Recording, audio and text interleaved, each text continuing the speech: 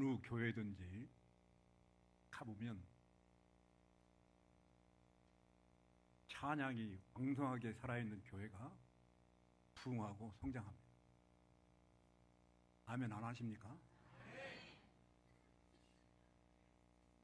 교회의 모습은 찬양과 기도를 통해서 이렇게 부흥과 성장을 이루는데, 오늘 우리 할렐루야 성가대를 보니까 그렇게 자리가 꽉 차가지고 찬양을 드리는 걸 보면서 정말 감개무량하다 싶은 생각이 듭니다. 제가 목회하면서는 이런 광경을 자주 못 뵀습니다. 또한 우리 할랄 찬양단 와서 열심으로 찬양하는 거 보면서 깜짝 놀랐습니다. 거기 그 목사님이 음악을 전공을 했다면서요. 네. 자, 그러면서 청년이 와가지고 저같이 또 뭐 하죠? 이게 뭐라고 그러지? 네? 드럼도 치면서 그렇게 흥겹게 또 감사 찬양을 부르고 있는 모습을 보면서 이제는 됐다. 이제는 모든 그런 준비가 끝났구나 싶어가지고서 너무너무 기뻐서 돌아갑니다.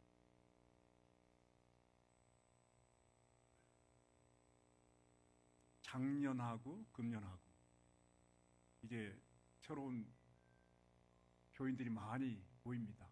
그래서 약간 이렇게 보니까 3분의 1 내지는 반 정도가 낯선 얼굴들인데, 이렇게 교회가 부흥하고 성장한다는 거 하나님께 영광이고 우리 모든 교우들에게는 큰 기쁨의 역사가 될 줄로 믿습니다. 특별히 제가 목회할 때 멀리 부산, 양산까지 수고하면서 기차를 타고 가서 성경 공부를 했는데, 지금 우리 김 목사님이 이 성경 공부를 열심히 또 교재도 만들어 가지고 시키는 모습을 보면서 그것이 바로 교회가 든든히 서가는 기초가 되지 않느냐. 너무 기쁩니다. 제가 우리 김 목사님 이렇게 두고서 칭찬하는 건 아니지만은, 노회에서 그리고 총회에서 이렇게 달란트 또 은사를 가지고 성경 공부를 가르치는 그 같은 귀한 분이 별로 없습니다. 그런데 우리 김 목사님 이렇게 7년 동안 보내주셔서 우리 교회를 든든히 서 나가게 할 수 있는 것, 얼마나 큰 기쁨과 감사인지 모릅니다. 이제 제가 부탁하고 싶은 것은 노회도 총회도 이런 성경 공부를 시킬 수 있는 요 같은 좋은 목사님이 오셨으니까 온 교우들이 다 해서요, 힘을 다해서 우리 목사님을 이렇게 따르면서 그렇게 해서 교회에 소문이 나는 그런 교회가 되었으면 참 좋겠다. 우리 부산과 또 어딘가요? 거기 부산 정도에서 여기 몇 번 갔다 왔습니다만은 이렇게 한 3,000명이 모여가지고서 온 교우들이 다 성경 공부하는데 이렇게 보탬을 주고 봉사한 그런 모습을 보면서, 야, 이런 교회가 정말 이와같이 부흥하고 성장하는 그런 뜻이 있구나라고 하는 것을 많이 느꼈는데, 오늘도 여기 와서 보니까 우리 김 목사님 달란트지 않습니까? 그것을 잘 개발할 수 있도록, 물론 하나님께서 해주시는 역사겠지만 우리 교우들도 기도하면서 이렇게 잘 할 수 있도록 해서 앞으로 노예에서 총회에서 소문난 교회로 성장하며 부흥할 수 있도록 여러분들이 너무 계속해서 기도해주고 그리고 봉사할 수 있도록 여러분에게 이와 같이 협조를 부탁을 드리면서 오늘 너무나도 감격스럽습니다. 예. 여기 와서 보니까 새로운 모습들이 이렇게 보이면서 교회가 계속해서 부흥하고 성장한다라고 하는 그런 뜻을 지니면서 그렇게 견고하게 서 나가는 교회를 이와 같이 소망하면서 계속해서 여러분을 위해서 기도할 수 있도록 하겠습니다. 오늘 너무나도 기쁩니다. 너무나도 감격스럽습니다. 이 모습이 앞으로 우리 김 목사님 7년이 됐는데 7년인가 6년인가 모르겠습니다. 그런데 아무튼 7년을 앞으로 더 할 때 7년 할 때 그때 우리 온 교회가 차고 넘칠 수 있도록 하나님께서 성장시켜 주실 줄로 믿습니다.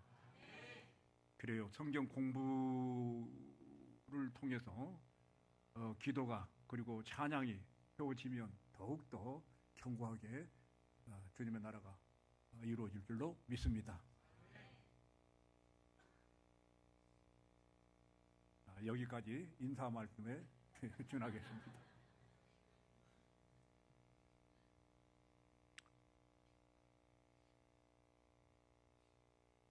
(30년) 전에 인천에 한 여집사님이 살고 있었습니다.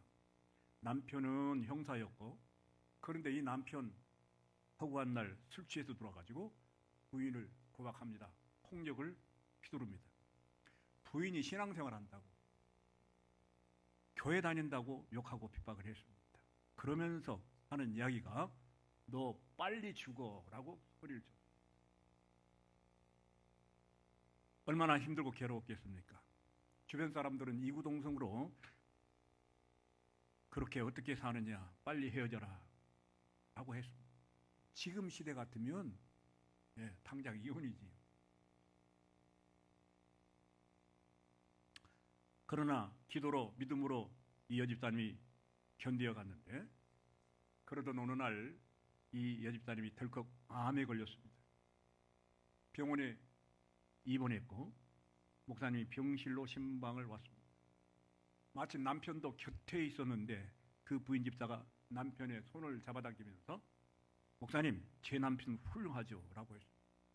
목사님이 속으로는 저런 놈을 어찌 그리 대할 수 있을까라고 탐복을 했습니다. 그런데 그렇게 못된 남편이 하루에 3번씩 병실을 찾아와서 이렇게 말한다는 것입니다. 너 죽지 마. 너 죽으면 나 지옥 간다. 이제부터 예수 믿을 테니까 제발 죽지 마. 지금 죽으면 나는 죄인이라 지옥 가니까 죽지 마. 그러대.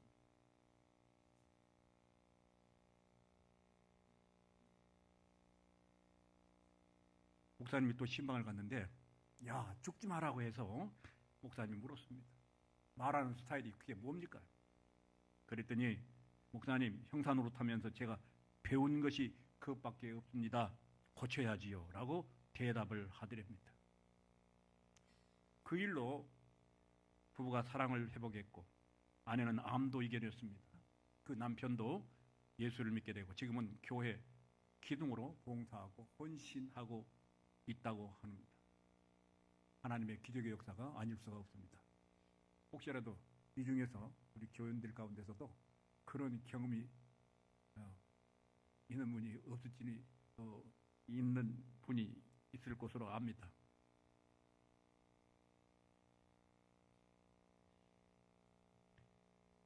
봉독해드린 본문 누가복음 16장부터 19장 31절까지를 가르쳐서 16장 19절부터 30절까지 가르쳐서 부자와 나사로의 비유라고 말합니다.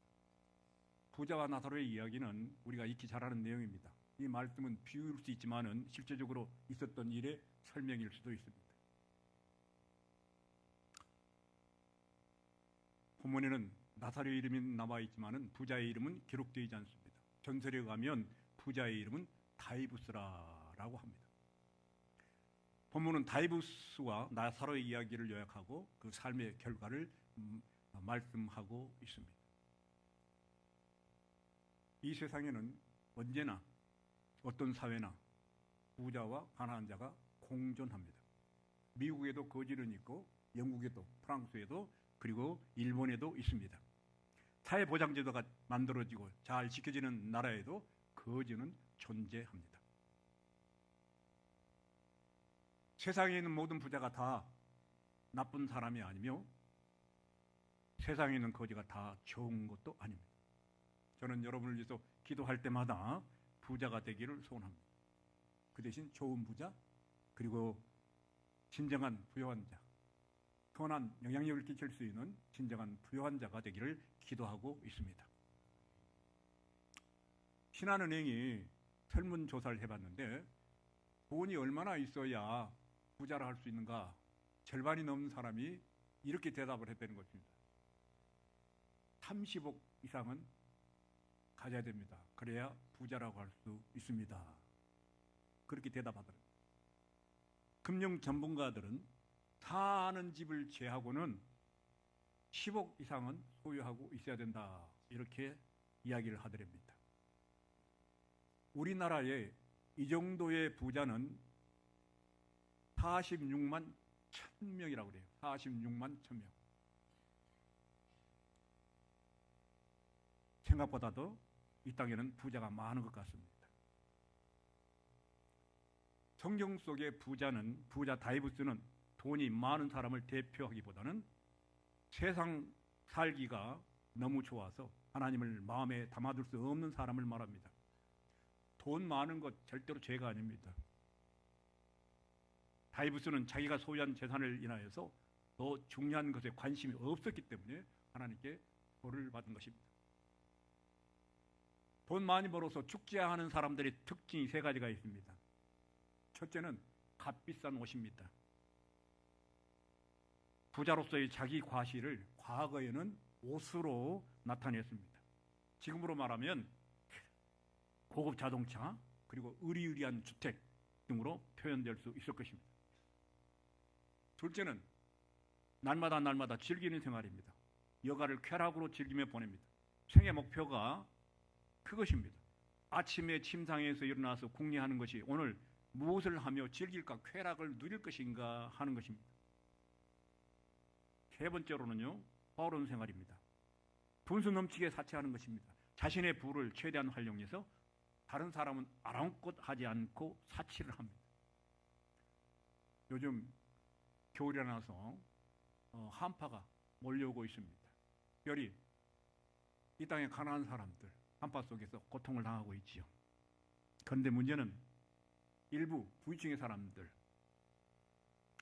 따뜻하고 더운 곳으로 가가지고서 쇼핑하고 승마하고 요트까지 한다고 그럽니다. 심지어는 도박까지 즐긴답니다. 사치와 화소는 삶, 그들만의 세계인 것 같습니다.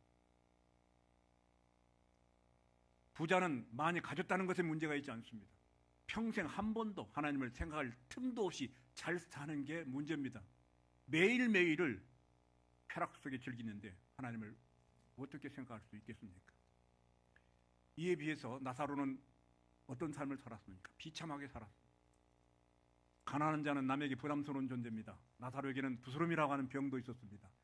못 먹고 병원에 못 가니까 병이 떠날 틈이 없는 것입니다. 질고를 지고 평생을 고통을 당하는 사람이었습니다. 부자의 땅에서, 부자의 상에서 떨어지는 부스러기를 먹고 쓰레기통을 뒤지며 사는 불쌍한 인생이었습니다. 나사로는 세상 것으로는 빈 마음을 채울 수 없는 사람이었습니다. 그래서 하나님을 믿었습니다. 나사로라고 하는 뜻이 하나님이 도우신다라고 하는 뜻입니다. 지긋지긋한 가난 때문에 하나님을 모실 수 있다면 그것은 거지에게 큰 축복이 아닐 수가 없습니다. 가난은 소유한 재물이 많고 적음에 따라서 설명되지 않습니다. 재물이 아무리 많을지라도 하나님이 없는 사람은 교만하며 거만한 사람입니다. 나사로는 몸과 마음이 다 가난한 사람이었습니다. 그래서 일생 동안을 하나님을 찾았던 사람입니다. 그런데 본문 22절에 보면 갑자기 그에게 죽음이 찾아왔습니다. 본문 22절 한번 풀어주세요. 읽으십시다. 시작. 이에 그 거지가 죽어 천사들에게 받들려 아브라함의 품에 들어가고 부자도 죽어 창사되며 그랬습니다. 거지 나사로도 죽었고 부자도 죽었습니다.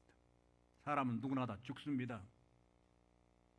부자나 가난한 자나 사람은 다 같이 죽는다는 사실을 기억해야 됩니다. 시편 90편 10절에 보니까 우리의 연수가 70이요 강건하면 80이랄지라도 그 연수의 자랑은 수고와 슬픔뿐이요 속기가니 우리가 날아가나이다 라고 했습니다. 죽음이라고 하는 이 운명을 피할 수 있는 사람이 누가 있습니까? 아무도 없습니다.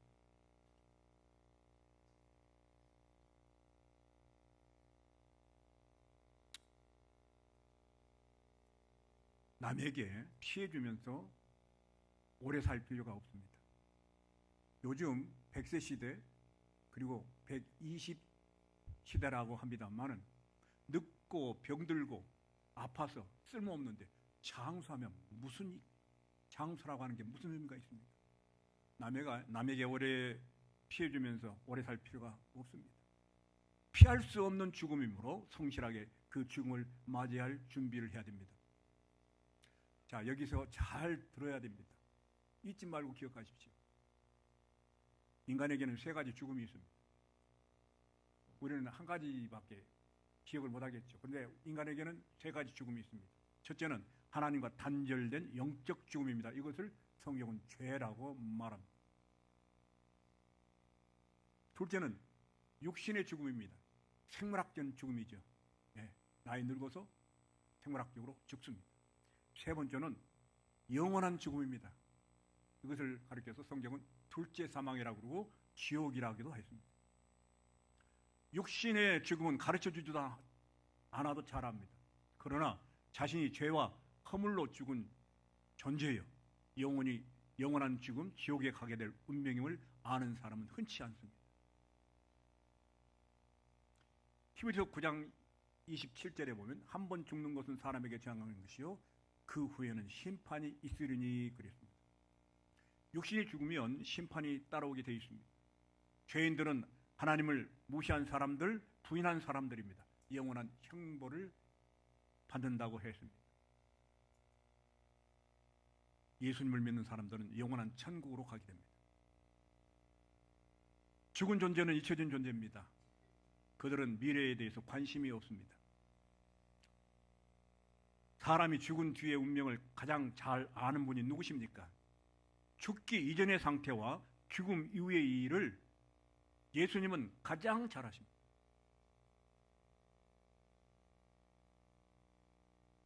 예수님은 복음서에만 18회에 걸쳐서 지옥을 말하고 있습니다. 그런데 현대인들은 지옥이라는 말을 유치하게 생각합니다. 지옥을 말하는 사람은 무식한 사람으로 취급이 됩니다. 오늘 여러분 가운데서 그런 생각을 하실 분이 있을지 몰라요. 지옥을 이야기하니까 무식한 사람으로 취급이 될 수밖에 없다는 겁니다. 불신자들은 지옥에 대해서 모르니까 모르는 것은 존재하지 않는다며 자기 위안을 삼습니다. 우리는 예수님의 자비로운 입에서 지옥이라고 하는 말이 18번이나 나왔다는 사실에 주의해야 합니다.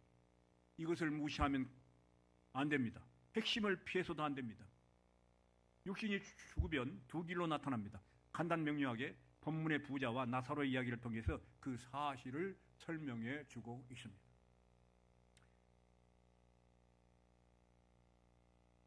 (23절에) 음부와 지옥에 관한 말씀이 나옵니다. 지옥은 참혹한 곳이기에 하나님은 사람들이 그곳에 가지 말도록 예수 그리스도를 통하셔서 예수 그리스도를 보내셔서 막으셨습니다. 본문 23절에 보게 되면 부자는 아브라함의 품에 안겨있는 나사로를 보았습니다. 아버지 아브라함이여 나를 불쌍히 여기소서. 그러나 그는 어쩔 수 없었습니다. 그는 영원한 죽음을 맞이했습니다. 지옥은 바로 그런 것입니다. 지옥이 어떤 것입니까? 오늘 본문에 보면 5가지로 나타납니다. 목사님의 이야기가 아니고 성경에서 말씀하는 것입니다. 첫째로 지옥은 무서운 고통을 당하는 것입니다. 불꽃 가운데서 사정없이 고통받는 것입니다. 도스토옙스키가 쓴 카라마초프의 형제들이라고 하는 책에 보면 이렇게 지옥을 설명했습니다. 만일 지옥에서 붙는 불이 물질에 붙는 불이라면 견디기 쉬울 것이다. 이 몸이 타는 불이라면 견디기 쉬울 것이다. 지옥불은 육체가 타는 곳이 아니라 우리의 영혼이 알지 못하는 불에 타는 곳이라서 그것이 육신에 타는 것과 비교가 안 되는 아픔과 괴로움을 당하게 된다.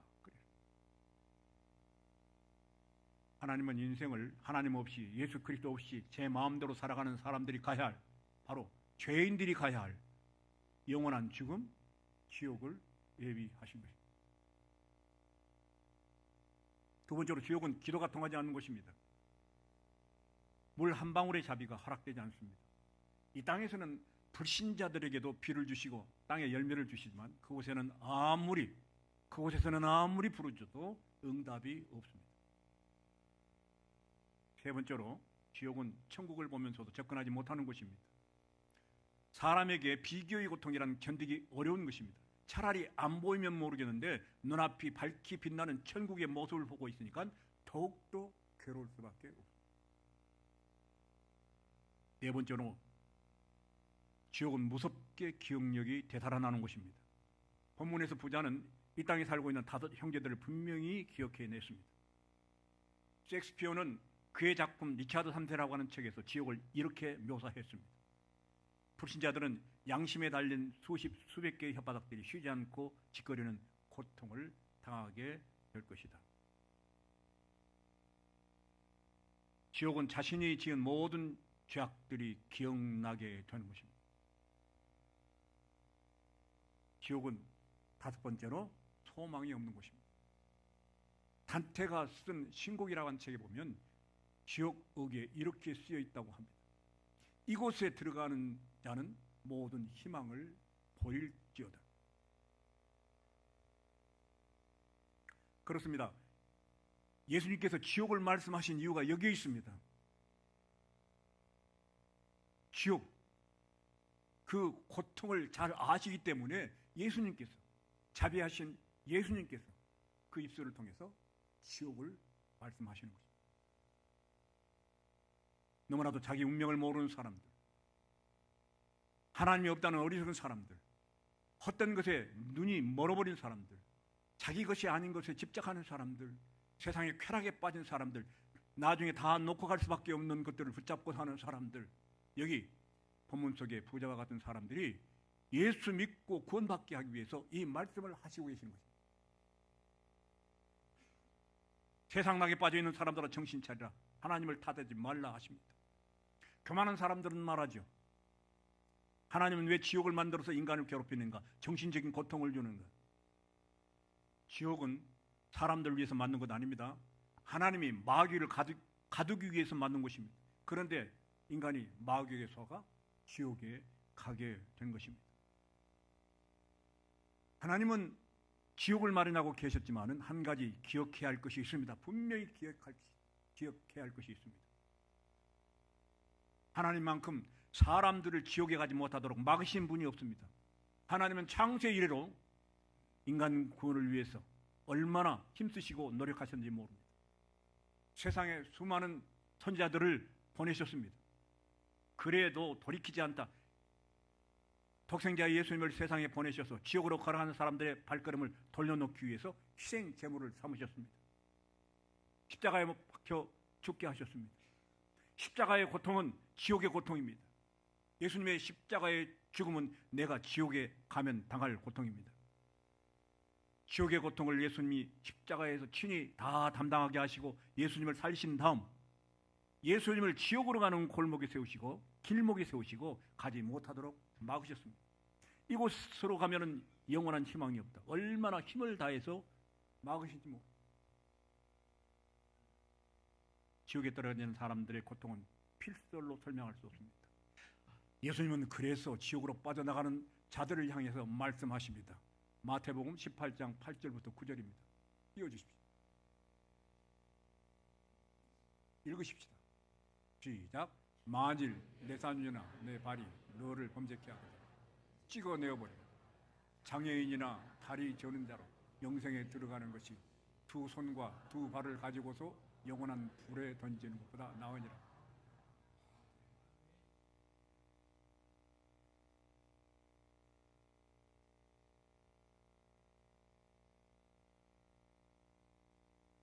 이 지옥의 고통을 피하도록 하나님은 천국을 준비하셨는데 천국에 들어가는 사람들의 행복이 무엇입니까? 요한계시록 21장 4절입니다. 띄워주세요. 읽으십시다. 시작. 모든 눈물을 그 눈에서 닦아주시고 다시는 사망이 없고 애통하는 것이나 오가는 것이나 아픈 것이 다시 있지 아니하리니 처음 것들은 다 지나고. 아멘.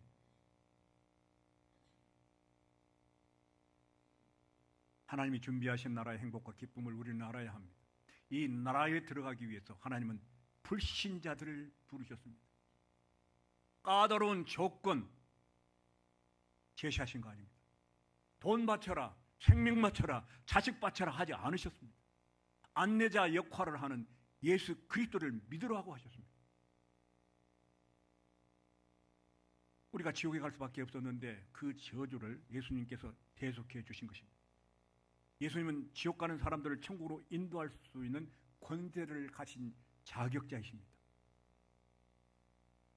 지금도 주님은 외치고 계십니다. 부자야, 가난한 자야, 왜 계속 그리로만 가는가? 나 예수를 믿어라.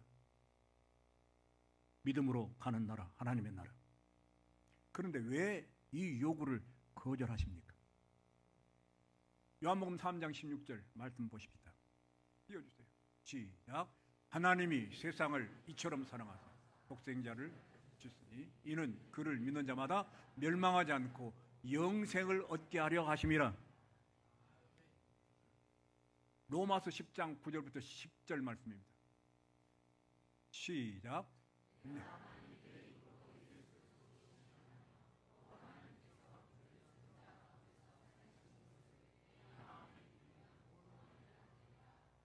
사람이 마음으로 믿어 의에 이르고 입으로 신하여 구원에 이르리라. 성도 여러분, 이 시간에요, 내가 얼마나 지식이 많은 사람인가 다 잊으십시오. 내가 돈이 얼마나 많은 사람인가, 권력이 많은 사람인가, 인기가 많은 사람인가, 명예가 많은 사람인가, 내가 건강한 사람인가 다 잊으십시오. 오직 하나만 생각하십시오. 그건 뭡니까? 우리는 반드시 죽습니다. 죽지 않을 사람 손 한번 들어보세요. 우리는 반드시 죽습니다. 이 지구상의 22억 인구가 예수 그리스도를 믿고 있습니다. 그들이 믿는 성경책이 천국과 지옥에 대해서 말씀해 주고 있습니다. 죽음 이후의 세계를 말씀하고 있습니다. 매년 6억 권 이상씩 팔리는 책이 성경책입니다. 죽는 것은 어길 수 없는 분명한 사실입니다. 그 후에는 천국과 지옥 두 길밖에 없습니다. 다른 길은 없습니다. 천국과 지옥밖에 없습니다.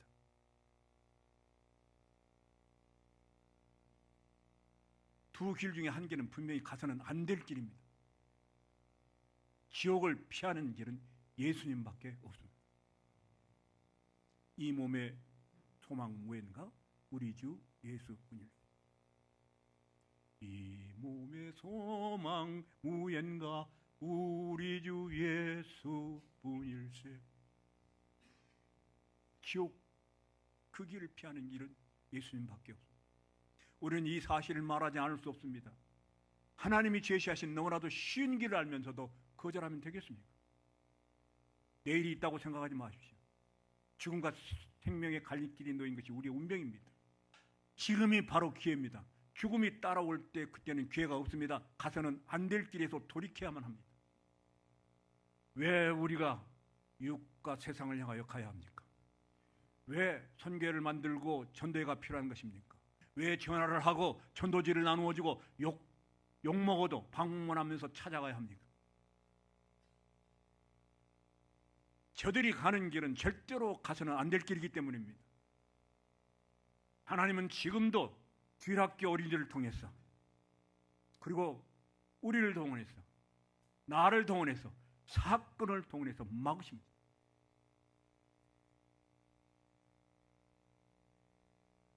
강원도 태백을 가보셨습니까? 강원도 태백. 저는 몇 번 다녀왔습니다만은 10년 전만 해도 그곳에 탄광촌이 있었습니다. 탄광촌에 사는 사람들, 자기를 가리켜서 막장 인생이라고 합니다.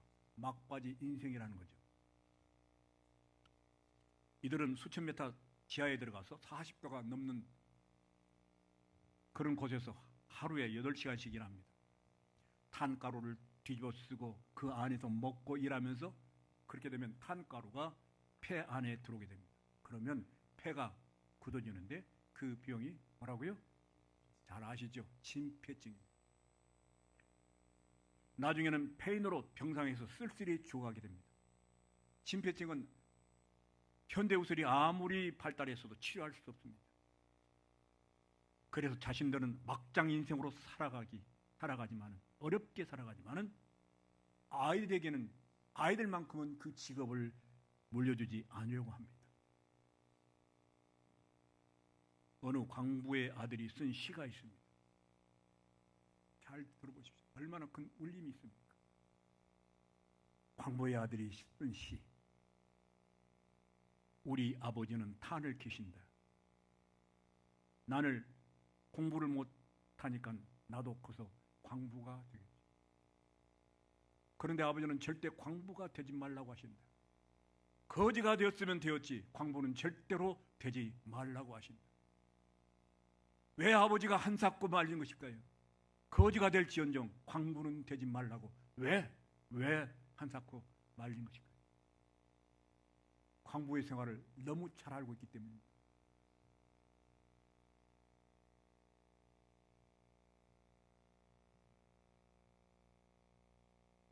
김상호 장로님이라는 분이 계십니다. 충북 보은군 구백마을에 있는 시골교회 장로님입니다. 그분이 유명한 글을 썼습니다. 책을 썼습니다. 그 제목이 뭐냐? 깡통을 차고 빌어먹어도 지옥만은 가지 마. 깡통을 차고 빌어먹어도 지옥만은 가지 마라. 하나님께서 왜 우리에게 한사코 지옥 가지 말라고 하실까요? 왜 지옥 가지 말라고 하셨는가? 하나님은 너무나도 지옥을 잘 알고 있기 때문입니다. 하나님께서 돈 가져오라는 거 아닙니다. 지옥에 제발 가지 말라는 것입니다. 지옥에 보내서는 절대로 안 된다는 것입니다. 사랑하는 성도 여러분, 천국과 지옥은 상징적인 장소가 아닙니다. 사람들이 죽어도 실질적으로 가는 곳입니다. 이 사실을 믿어야 합니다. 이 사실을 믿기에 오늘도 이 자리에 나와 있습니다. 우리가 힘써 전도해야 할 이유도 여기에 있습니다. 세상 것을 다 잃고도 선택해야 할 것이 천국입니다. 무슨 일이 있어도 피해야 할 것이 지옥입니다. 그 길과 방법은 예수 그리스도밖에 없습니다. 예수 그리스도 안에 천국이 있습니다. 영생이 있습니다. 삶의 풍요가 있습니다. 예수로만 살아가는 복된 생애가 되실 수 있기를 바랍니다. 오늘은 교회 창립 기념주일입니다. 왜 교회를 세우셨습니까? 주님께서 왜 우리 주연교회를 세우셨습니까? 천국과 지옥, 예수 그리스도의 복음을 전하게 하기 위함입니다. 연말이 다가오고 있습니다. 금년에는 무엇보다도 지옥으로 갈 수밖에 없는 불신자 한 명이라도 전도해서 영생과 천국을 얻게 하는 증거의 삶이 거룩한 습관이 될 수 있기를 축원합니다. 한 영혼이라도 반드시 구원받게 하리라고 결심하십시오. 그리스도인들에게 이보다 더 시급하고 중요한 일은 없습니다.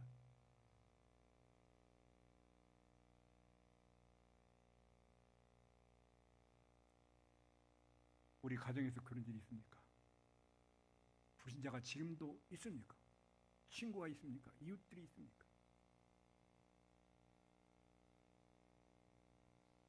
바보가 되지 마십시오. 절대로 바보가 되지 마십시오. 여기 바보는 실천하지 않고 바라만 보고 있는 교인입니다. 따라하십시오. 바보는 실천하지 않고 바라만 보고 있는 교인. 내 가족들이, 내 이웃들이, 내 형제 자매들이 불신자로서 살아가는데 한마디도 못하고 바보처럼 살고 있습니다.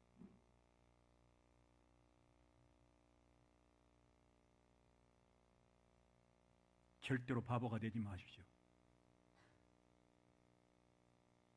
서로 인사하면서 마치십시오. 바보가 되지 마십시다. 바보가 되지 맙시다. 바보가 되지 마십시오. 한 번 더 하십시다. 바보가 되지 맙시다. 바보가 되지 맙시다. 열정과 전력을 다해서 그리스도 안에 있는 천국과 영생을 기쁨으로 전하는 사명자들이 되시기를 주님의 이름으로 축원합니다. 기도하십시다.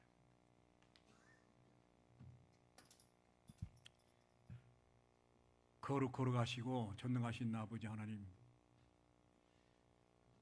교회 창립 44주년 기념주일 이 아침 주님의 간절한 뜻과 섭리와 계획을 듣게 하시니 감사합니다. 하나님께서 44년 전에 이곳에 주연교를 세우신 것은 그리스도의 복음, 예수 천국, 불신 지옥을 세상에 전하게 하기 위함이라고 하셨습니다.